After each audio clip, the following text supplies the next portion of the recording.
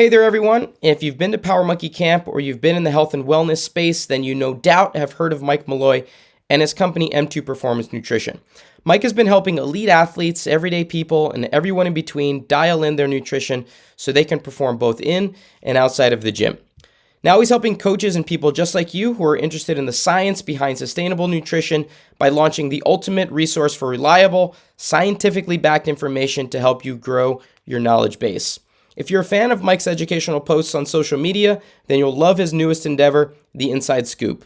Every month, Mike breaks down the latest in nutritional trends, research and studies, and packages it into clear and concise videos, articles, and highlights delivered straight to your inbox.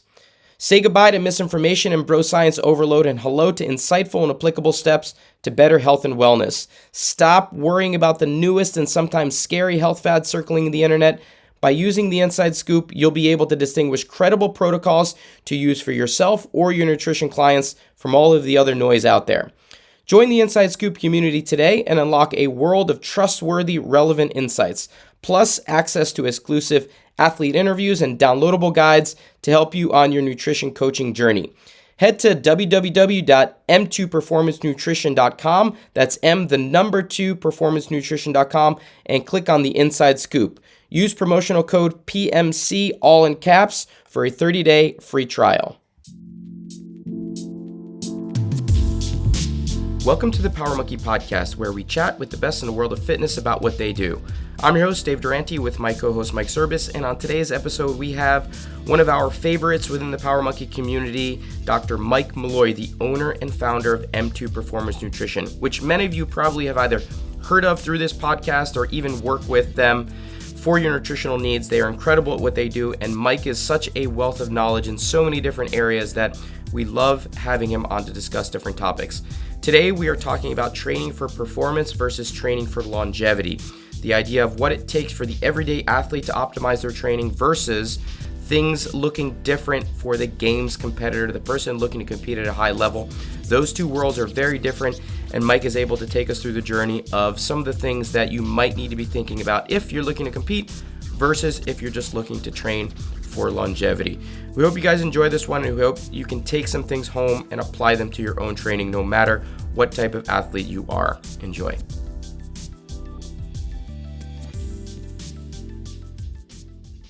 Well, Mr. Molloy, Dr. Molloy, how you doing, buddy? It's good to see you. Good to see you guys as well. How's everyone doing? Excellent. It's been a few weeks since we saw you in person, which is always nice to know that, we have more things where we get to actually hang out and do things in person now that, you're not too far away from New York City, and we're going to be getting there more often. Yeah, but exciting. Absolutely. Today's topic is going to be a little bit specific around training for performance versus training for longevity. And obviously you work with so many athletes in some different areas. Before we get into some of the nitty gritty here, I just want to give the listeners a little bit of an understanding of the type of athletes you work with. Can you give kind of a breakdown of, what M2 Performance Nutrition does in terms of games and high level competitive athletes versus the everyday athlete and probably the listeners that we have out there?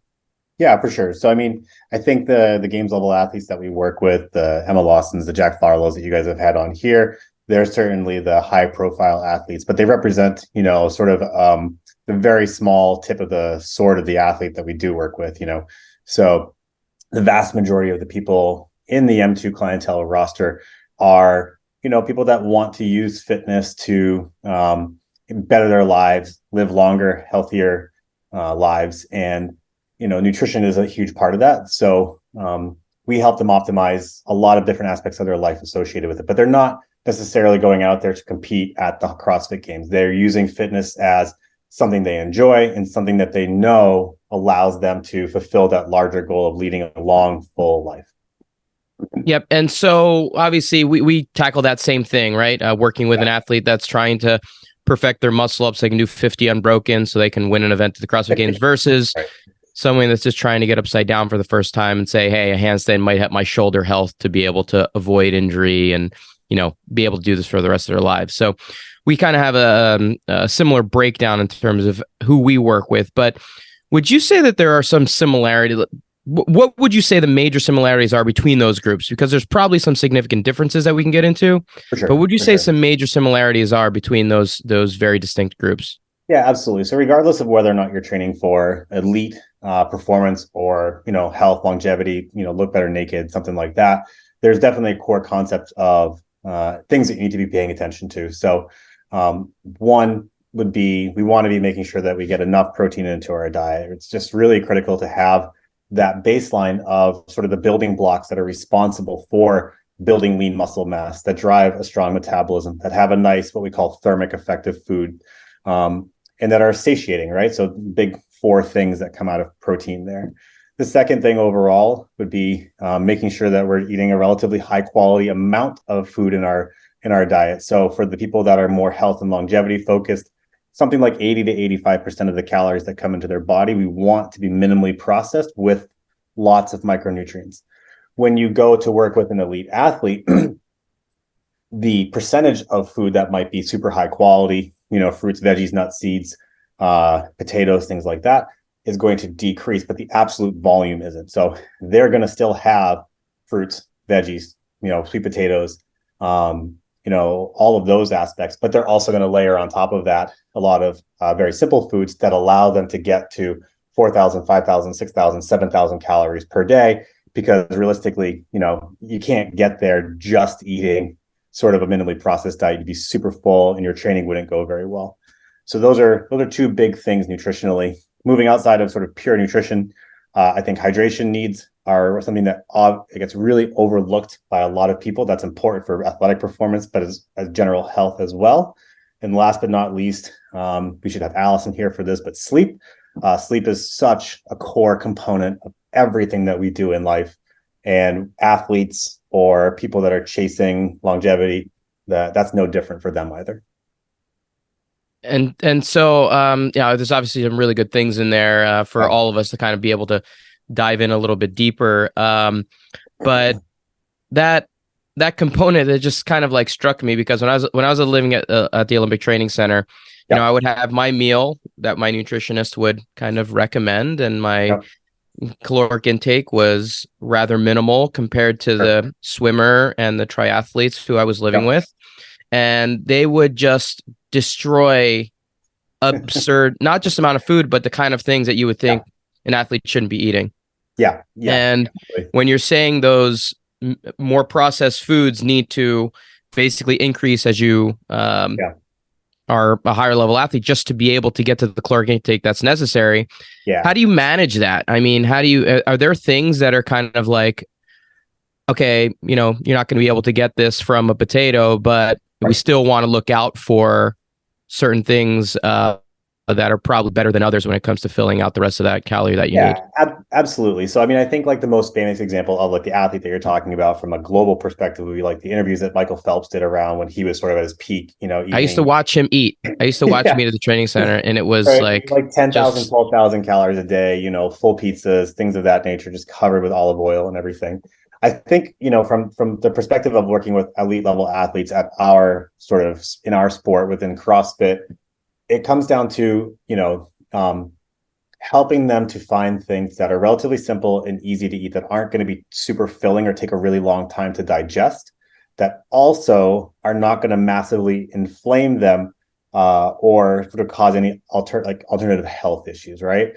So as an example, we like our athletes to use a lot of oats, a lot of white rice with their meals, because they, while not containing a substantial amount of micronutrients, they have a lot of carbohydrates, but they also don't really have a very pro-inflammatory property, comparative to they go out there and they go to a fast food joint, or they rip down a bag of French fries or something like that, where either the carbohydrate, the processing, or the inclusion of a bunch of vegetable oils and things on top of it make them more pro-inflammatory and therefore going to worsen their recovery. So there's some things like that.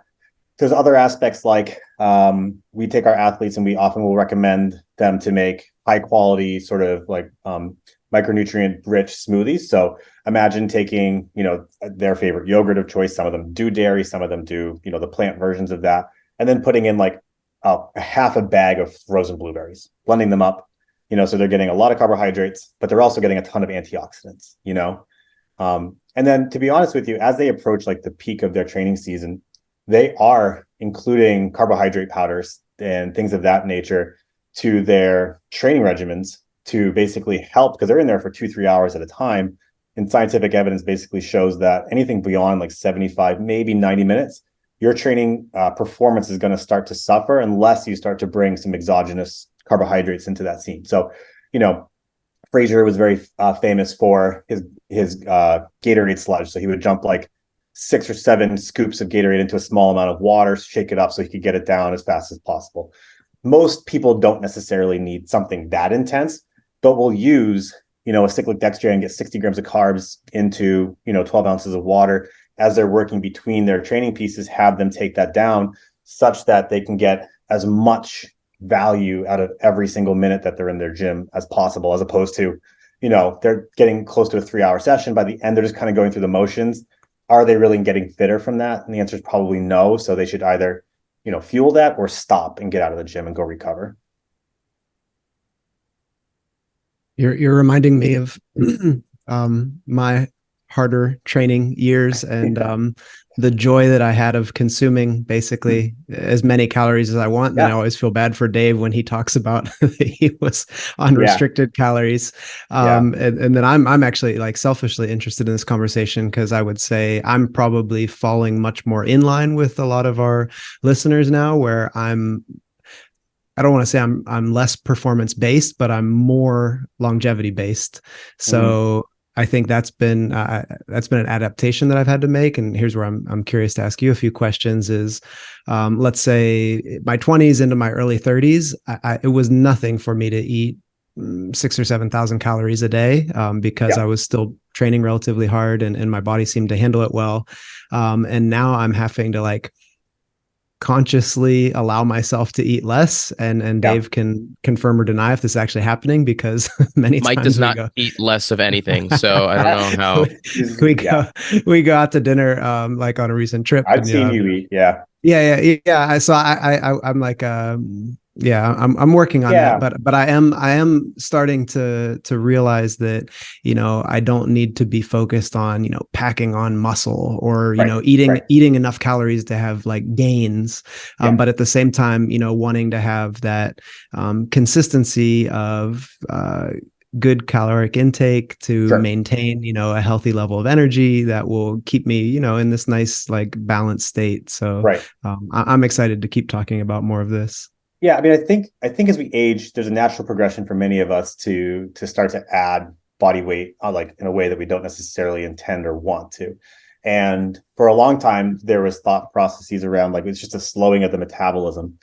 But there was a study that came out, I think it was last year, where they looked at like 20 or 30,000 people all around the world using a really high quality measurement system to basically look at like how many calories they're putting out on a day-to-day basis at like a basal level. So like, what's the body just kind of doing?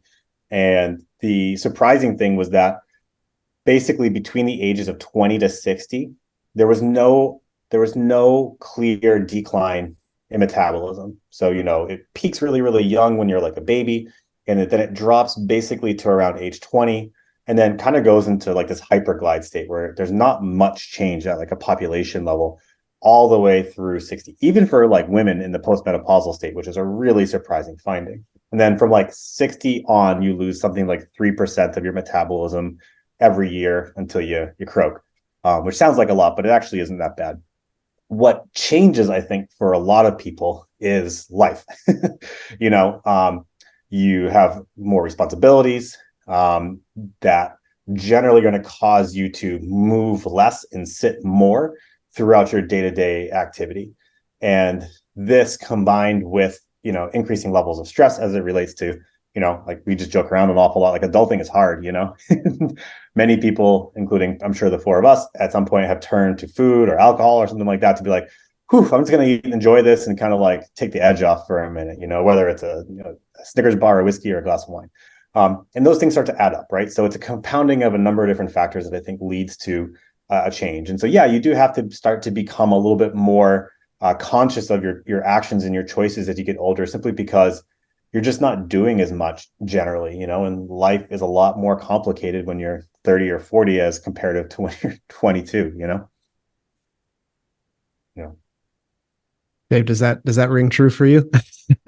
Yeah, I mean, this is something that me and Molloy kind of love talking about when we're at camp or when we have a chance to just sit back and talk. You know, we both have young kids, and you know the things that the challenges that come along with that affect all aspects of your life, especially all the things that Mike talked about earlier: our sleep, our mental state, our nutritional habits, Exactly. our whiskey intake. Yeah. And so the reality is that as you become older, the stress levels potentially increase as you become more complicated with your life. So is it Exactly. resonating with you? Yes. And I've spoken with Mike about it many times. So 100%. yes. 100% for sure. I was, yeah, I'm thinking, and I don't want to hog the conversation, just even like, you said moving less.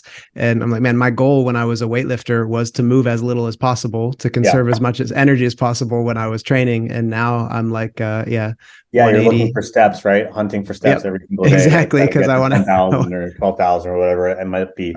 No, I understand that all too well. It's an interesting sort of world that we moved into where we've made everything easier with cars and dishwashers and all that stuff. And yet at the end of the day, we have to go force ourselves to take walks to get our non-exercise movement up. odd. Can I ask you something about this? Because I feel like when I'm struggling, whether it be, we just came back from a long trip to Europe and we're teaching a bunch of courses. And, I woke up, I was telling Jordan before we started, I woke up at 3 a.m. the last couple of days and kind of got my day as if I was still in Europe. But my go-to, for better, for worse, probably for worse, as we talk about this, whenever I'm feeling a little bit off, is to use very intense training to try and reset myself. Yeah. And say, okay, I didn't sleep. So if I get a really hard workout in, it'll kind of help reset me. Or, I didn't eat so well, but if I train really hard, that'll be a good checkbox. And I always use hard training as like a way for me to kind of check off a box. And I feel like sometimes it's at the detriment of my overall well-being because it kind of, makes everything else worse. And I'm curious from your perspective in terms of hormones and cognitive function and things like that, what does... So I think it's a really interesting idea. So, there's something to be said for like a short bout of intense exercise to basically kind of, drive a large neurological response. Serotonin, dopamine, things like that are definitely driven by intense training. Obviously, you're going to have a large amount of blood flow to the body and things of that nature. It's almost like getting into like a mini fight in a sense, right? Like your heart rate spikes, dramatically. Your sympathetic nervous system kind of comes into overdrive and you wake up. And it can last for a while. The problem, I think, is that there's a couple things. One is how sustainable is that if you have to start to rely upon it every time to wake yourself up, that might be your strategy. But I know a lot of other people that would just turn to caffeine and abuse that, And then the second aspect is like there's an interesting sort of law of diminishing returns, or almost a tipping point beyond where intensity actually becomes a little bit of the enemy. So this kind of gets at the theme of the topic overall today. There's a study that came out just this last year, and it was specifically looking at high intensity interval training. And so they took a bunch of recreationally active people that trained, 60, 90 minutes, 4 or 5 days a week. And they brought them in and they sort of slowly ramped up their training of intensity over a 3-week time period. So the first week here, let me make sure I don't get this wrong. So the first week they basically did 36 total minutes. So 2 high intensity interval sessions of basically 5 blocks of 4 minutes. And then in week 2, they went from 36 total minutes to 90 minutes. And then in week 3, they went to 152 minutes of high intensity interval training. And just to be clear, that means like sitting on a bike and driving your your VO2 max to about 95%, which is, to be clear, uncomfortable. You do that for a time period, you rest. You do it again, you rest. And what they found is that throughout those first 2 weeks, they saw improvements in things like their mitochondrial respiration. So mitochondria are these little structures in your cells that are responsible for basically generating ATP, like cellular energy. They saw improvements in glucose tolerance, so their blood glucose got better, and importantly, like their performance improved. But as they moved into that third week with 152 minutes of HIIT, which is, to be clear, quite a lot, all of those things tanked, right? So their glucose went horribly in the wrong direction. Their performance crashed. And at a cellular level, those mitochondria, they started to like have functional issues as well. And what's interesting is that they did a deload week at the end of that third week, put these people into a relatively simple state of recovery. And then they looked one more time, and all of those functions were back right where you'd want them to be. So basically, almost like a peak and then deload period produced the best results, you know? And so I think where a lot of people in our communities can sometimes get themselves in trouble, and you know, if Dave was to consistently rely upon that strategy to kind of have energy throughout his day, would be, hey, it's working. Oh shit, it's really not working, and I feel like garbage. And then if he's smart, he'll rest and be just fine. But we know a lot of stubborn individuals out there, I'm sure as coaches, that would just continue to push themselves right through and put themselves into an even worse state. So, you know, is it a tool that you can use? Yeah. Do you have to be careful with it? Yeah. I just that's super interesting, that study and the number of minutes that you were talking about being in a high intensity state. And I want to bring it back to a general CrossFit type setting per week. And generally, an athlete is probably doing even more than 150 minutes per week. I think it matters who you're talking about. So like the average person that's coming into like a CrossFit facility 5 days a week, you know, for an hour a day, probably not, right? So, you know, 95% of VO2 max is relatively hard to handle. Right. You know, I think they probably, you know, most people might get there during something like Fran, or, you know, maybe the tail end of something like Helen, you know, but, you know, the vast majority of our workouts, we think we're working out really hard, and we are, but we get at some point limited by our strength capacity or something like that, you know, versus if I were to put you on a treadmill, a bike, a rower, and truly get you to that point, it's really uncomfortable, but you can maintain it for a reasonably large amount of time. So I think that demographic, they don't have to stress about it too much. And I worry about giving people reasons to not work out hard. But the people that are training, you know, 2, 3, never mind the ones that are going 4 or 5 hours a day, they are absolutely pushing themselves into those ranges where I absolutely think it starts to become problematic. And I don't necessarily have the data with my athletes to say, oh, we went and measured their mitochondria, we looked at their glucose levels, but I can see it in the way that they communicate with me, with worse recovery. You know, they're starting to wake up more in the middle of the night. Their performance really isn't trending in the right direction.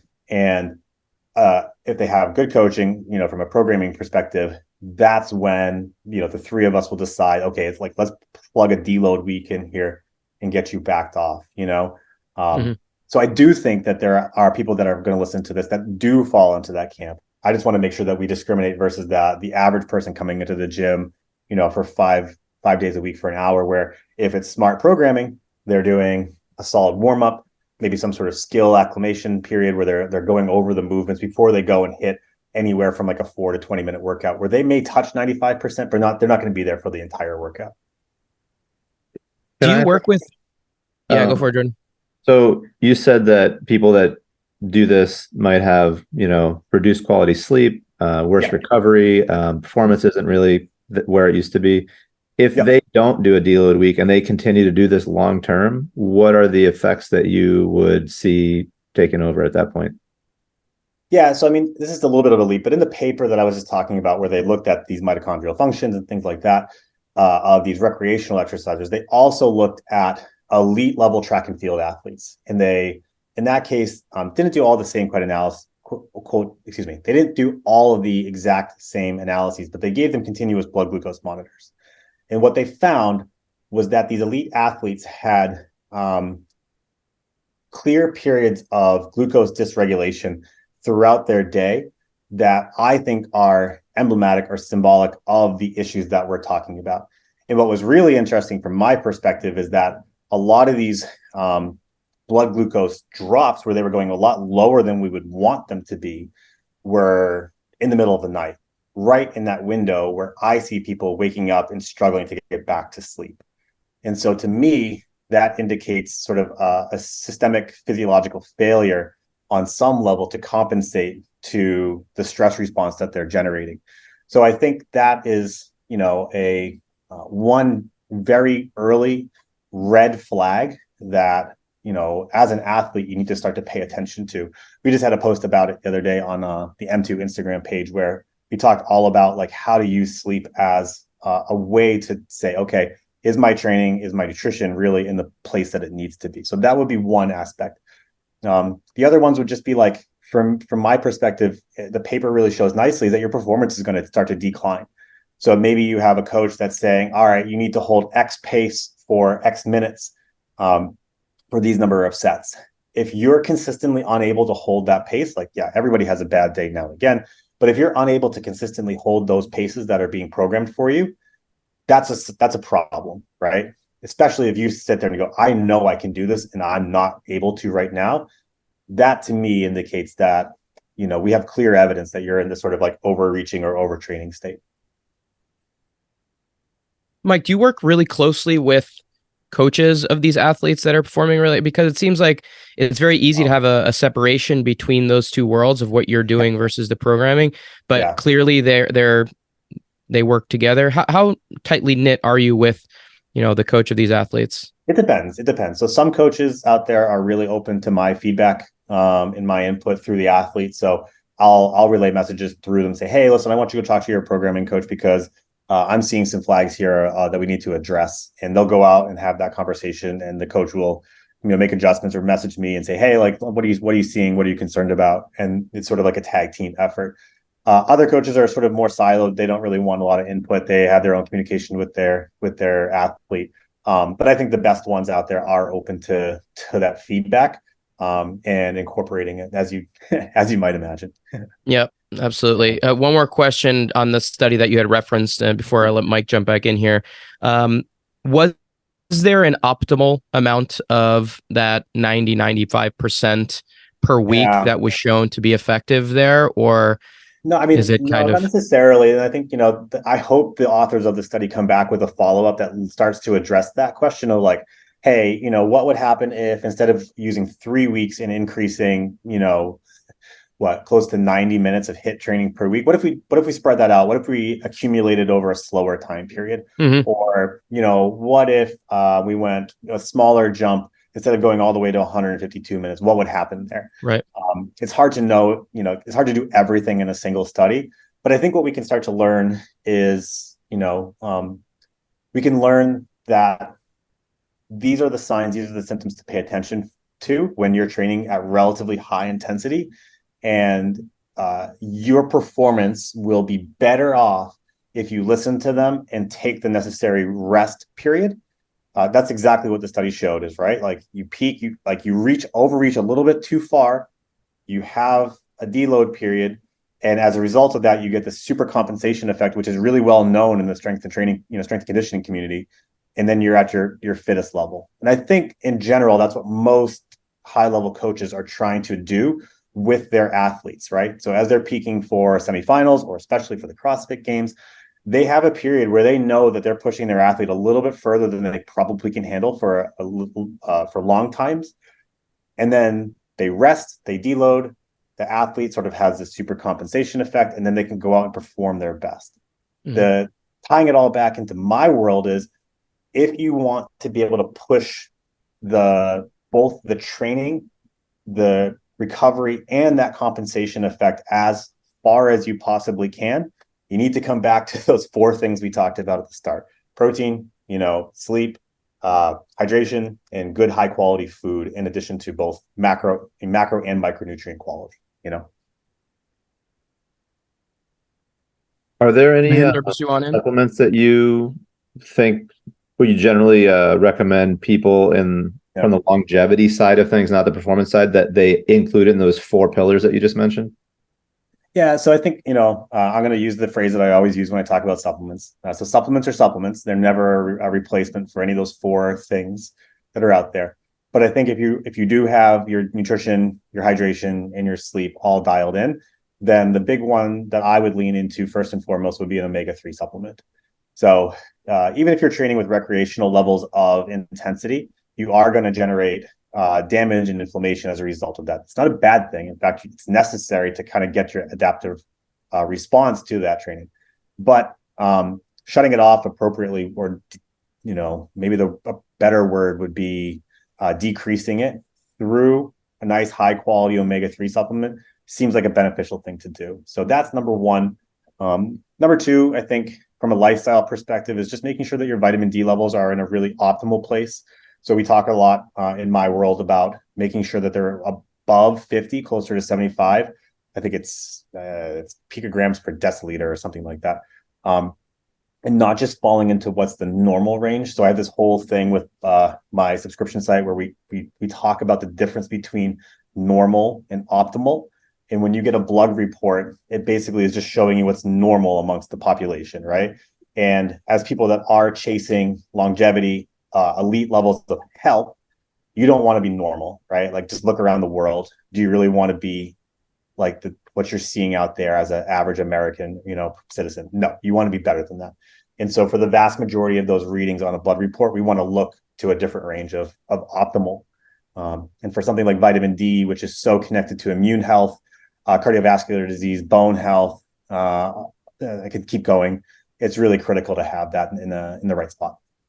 How much would you recommend of vitamin D? Because it seems like it's a universally deficient vitamin for it's everyone. Definitely the most deficient vitamin out there. I think magnesium's number two, but from a supplementation perspective, in winter months, especially where sunlight is limiting. So quick aside, your body makes vitamin D in your skin, but you can't do that if you live in a frozen tundra like Jordan does up there in New Hampshire now. So I like somewhere between 2,000 to 5,000 IU per day, so international units per day. You don't want to go too crazy. There is something known as vitamin D toxicity that you would want to avoid. That would be something closer to like 10,000 to 20,000 units per day. And then I like to take my vitamin D supplementation mixed with a vitamin K supplement as well. Vitamin K is critical for sort of the appropriate downstream metabolism steps of vitamin D. So very easy these days to find a vitamin D3 plus K2 supplement. So omega-3 and vitamin D with a K2 those are the big ones for health and longevity. I could probably these days start to throw creatine in there from other perspectives as it relates to improving blood lipids, neurological health. Of course, there's the performance benefits that everybody knows about, but from a health and longevity perspective, every month there's a new study that comes out that basically shows having appropriate levels of creatine in your body is good for your health. And what are appropriate levels? I mean, some creatine is not something that you're going to measure. Like, there's an amount that normally our body will actually make. So creatine is just basically a couple of the amino acids that are in our body shoved together. But sort of there's like a cap to how much your body will make naturally. If you were to take as, let's say 160 to 200 pound male, about 5 grams per day. If you're a smaller individual, a female or something like that, you could probably get away with like 3.5 to 4 grams. That will get your levels up about 25 to 30% into a higher range that seems to be beneficial for overall health.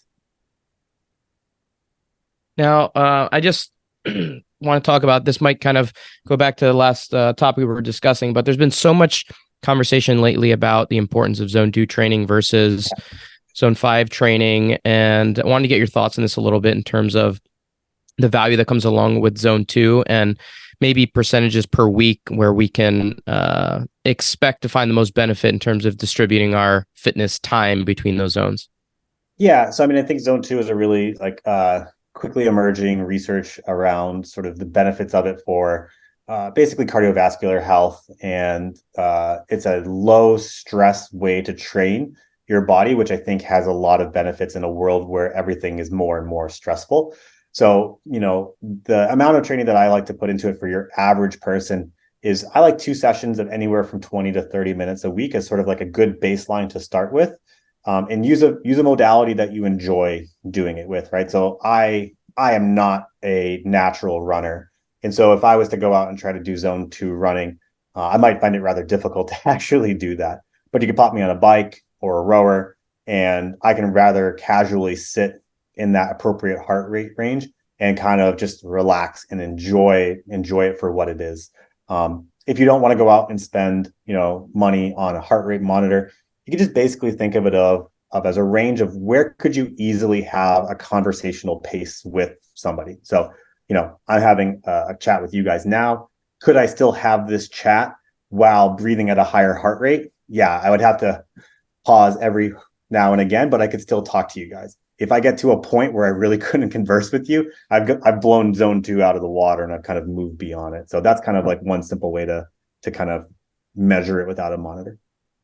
So you're saying 2 sessions of 20 to 30 minutes per week That's a is a great good place place to to start view. with. Yeah, Okay. if you want to add a third eventually, there's nothing bad's going to come from it. If you start to do more than that, now you're really kind of like leaning into more of a true endurance bias. And I'm trying to balance this out with, I think for our audience here, they're going to want to spend some time strength training. They are going to want to do some higher intensity work. And so I think 2 days a week gets you a really nice return on your investment. And that's not for the competitor out there. You're saying that's more for general For population. competitors, they start to move into like longer time frames for zone 2. So a lot of them will be closer to 45 to 60 minutes, maybe 2 days a week or more. And so, I think that's a different world entirely versus sort of our average listener that just wants to chase health and feeling good. I have another question, since Sure. if that's okay. One of the things that I think Dave and I were talking about with Mike on getting prepared for a previous podcast with Julie Fouché was,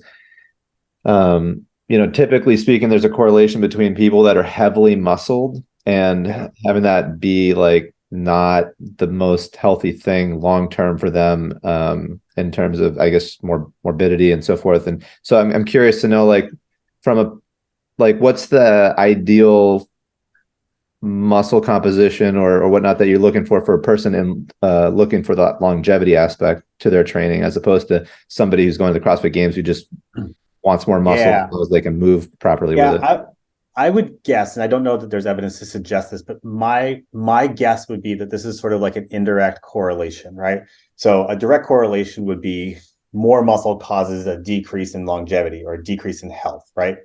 And my guess is it's probably a step between those two things of to have a really high, we'll say muscle mass to height ratio requires a level of training volume that has deleterious consequences or effects on your long-term health. So it's, instead of it's like A to C, it's A to B to C. Did I explain that clearly?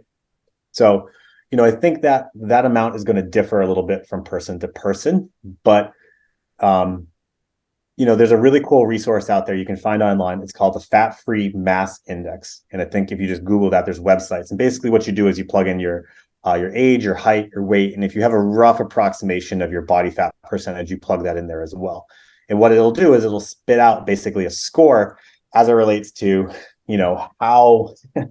how elite or how far down sort of the realm of what's physically possible you are on a muscularity basis, right?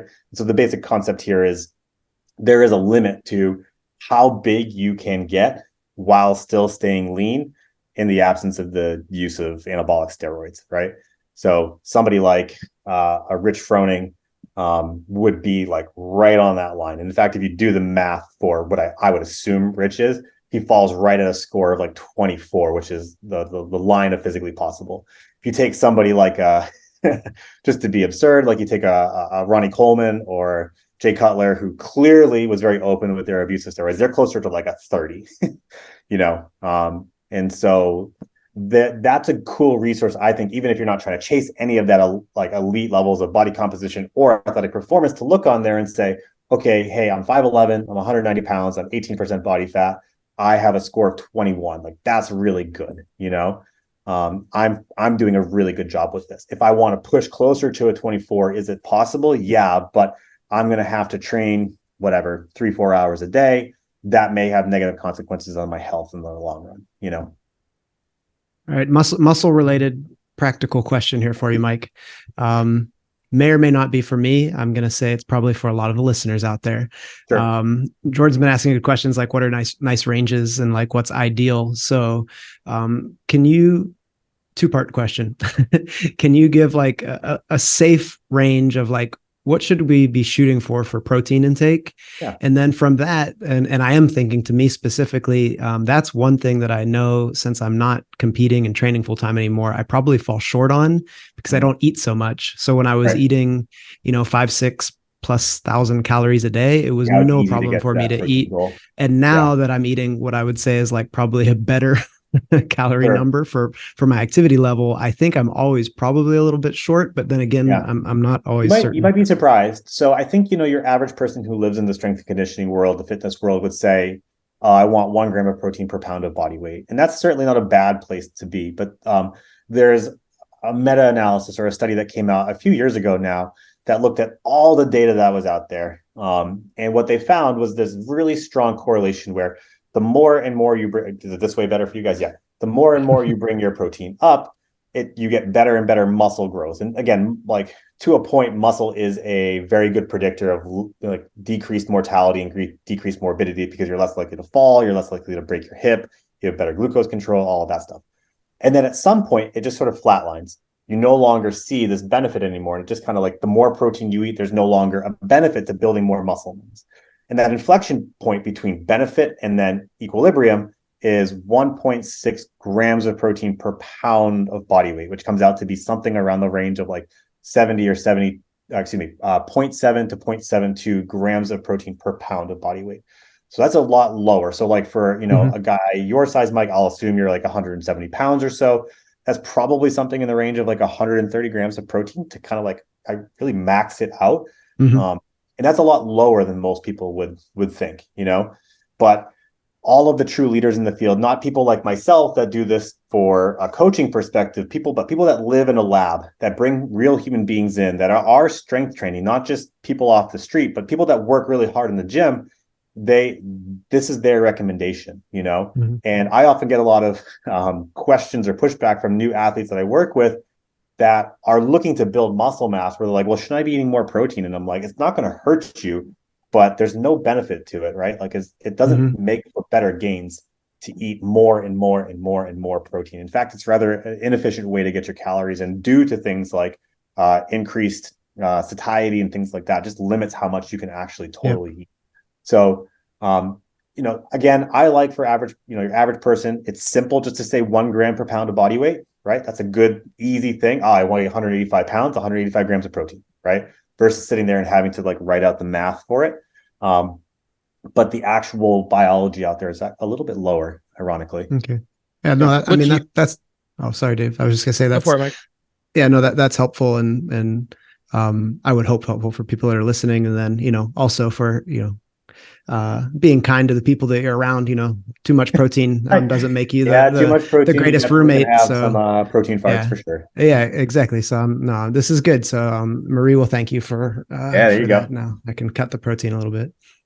What's your go-to way of supplementing your protein, Mike? Do you try to get it specifically through your diet, or are you? I mean, you mentioned your supplements, but is protein? Yeah, you kind of read my mind on this, which was I was going to say. So protein volume is of course important, but protein quality is a quick second to that. We want a nice like protein source that has a diversity of all the amino acids the body needs to build a muscle, right? So in our body, it uses a combination of 20 different amino acids, which are the breakdown structures of protein. Think of like Lego blocks, And so let's use Mike as a hypothetical example. So Mike eats 170 grams of protein, but it's not really high quality, and it only has, a high concentration of 6 of those 20. No matter how much protein Mike eats of that 6, he's never going to be able to build a full muscle because he needs all of them in some form or another. So a nice high quality protein source for people that are omnivores would be, all of the regular meats, eggs, things like that. Whey protein is of course a really high quality one as well.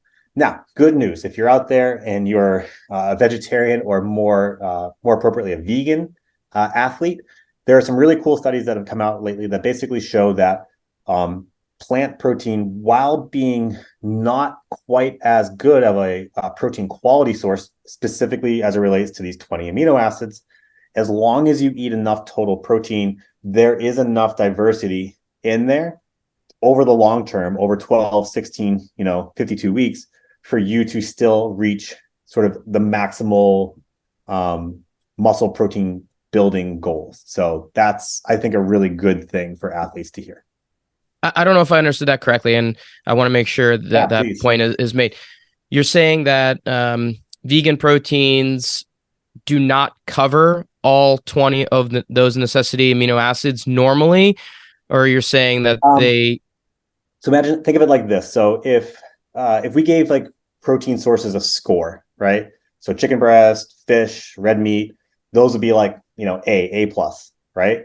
And for a long time, I think there was a thought process that things like pea protein, the sources that come from beans or legumes, lentils were like an F. They were failing. They were inadequate.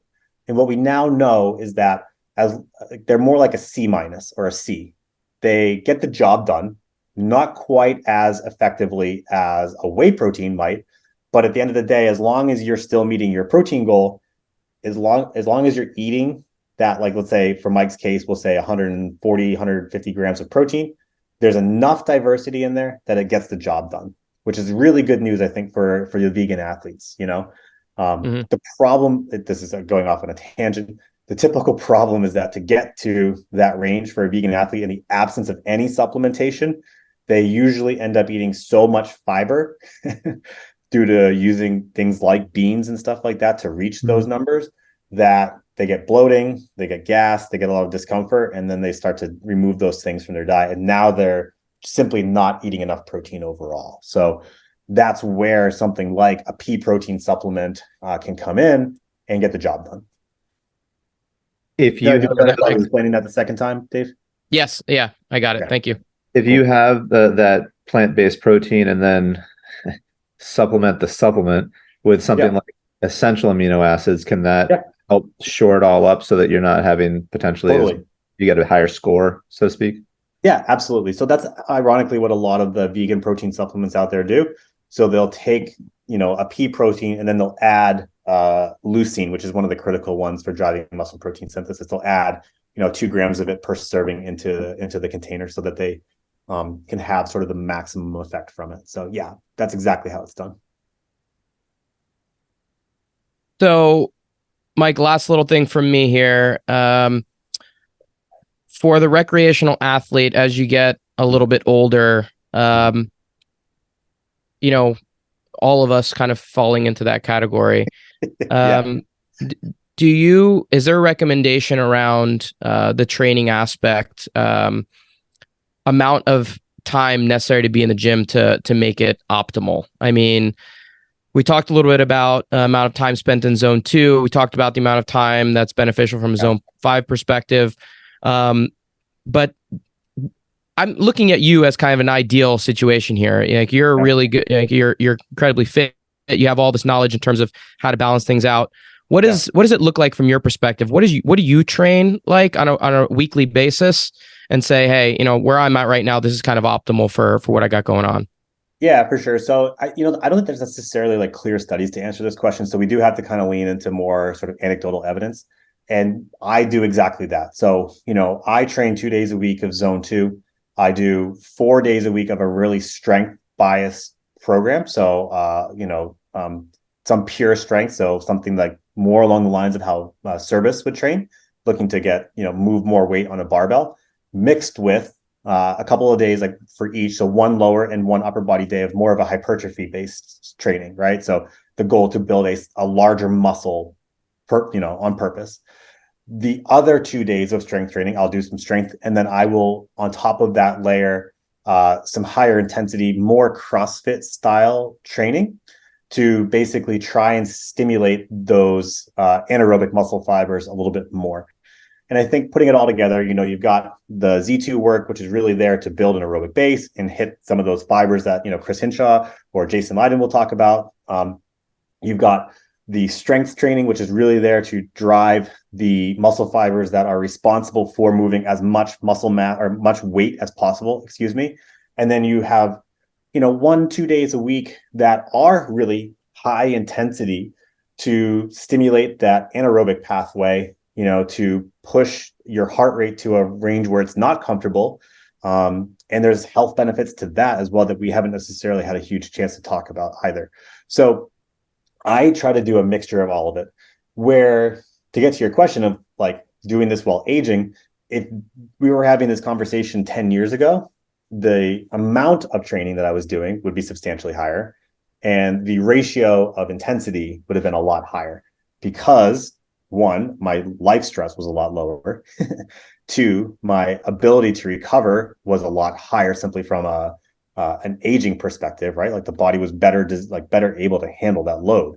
And so as those things have both trended down, I've adapted my sort of external stressing on my body from a training perspective to compensate for that, And I think as we move for the group of us and the listeners that are out there from our 40s to our 50s to our 60s, is we have to balance that appropriately. You can't constantly reduce what you're doing and still expect to build the muscle mass necessary to live a long, active life, right?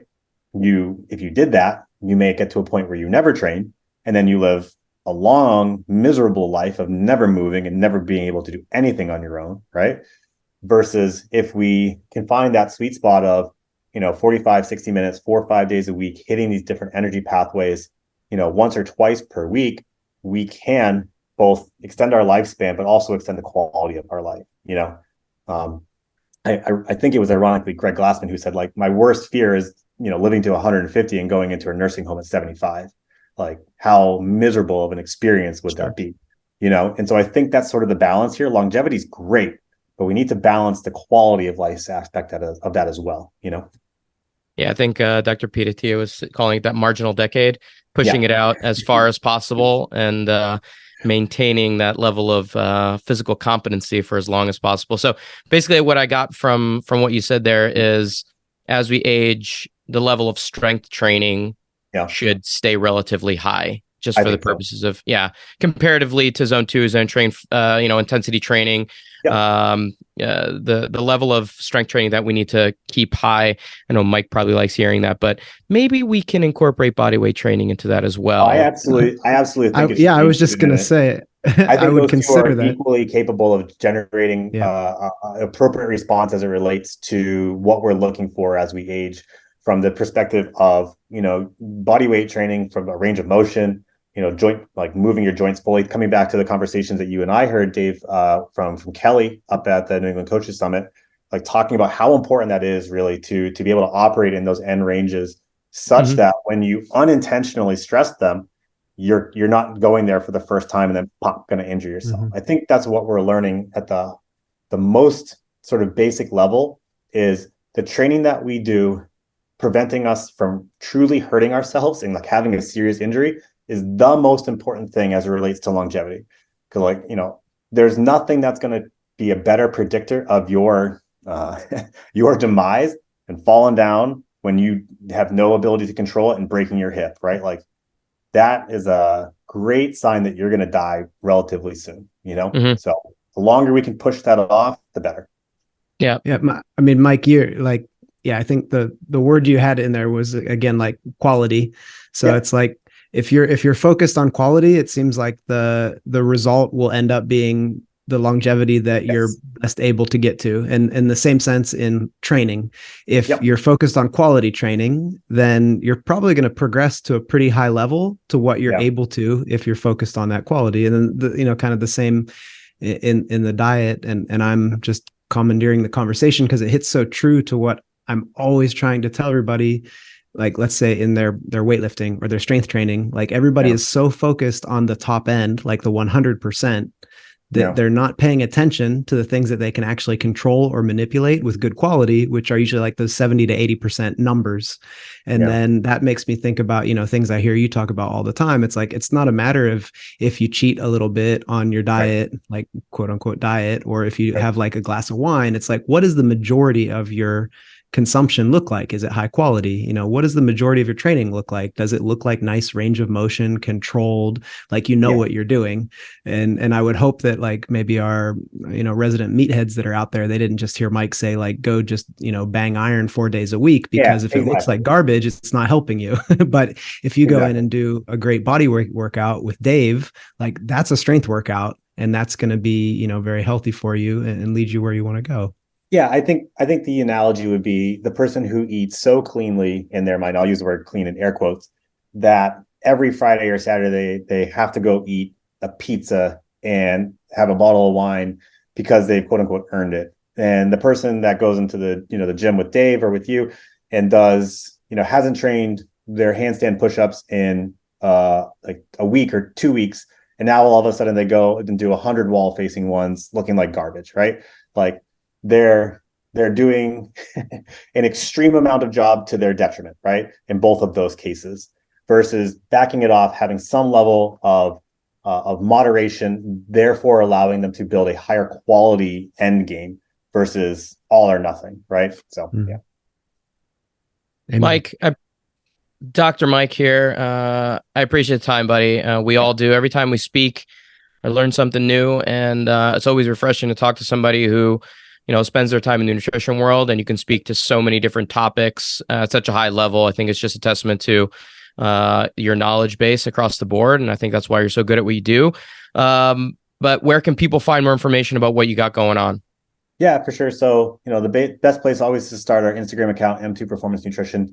If you liked hearing about these subjects in particular and you want to learn more sort of about the science behind everything, I would check out our new low $10 a month subscription site called the M2 Inside Scoop.